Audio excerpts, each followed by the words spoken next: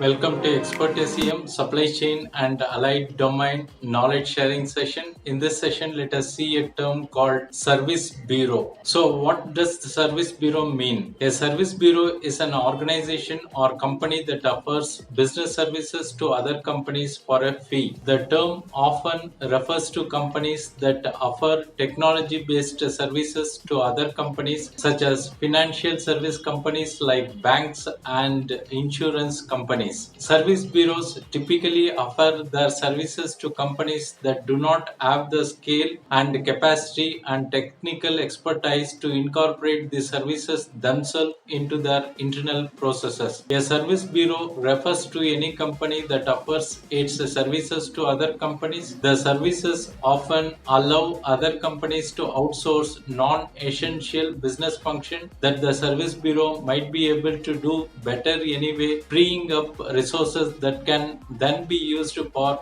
the core business functions. The most common service bureau today are call centers or customer care centers, to whom many large service companies now outsource some of their operation, as the former may not be able to do the job better because they already have the necessary infrastructure and expertise. Banks are also another service bureau being used by companies to handle payroll and employee benefits such as car or housing loan. Thanks for watching. Bye.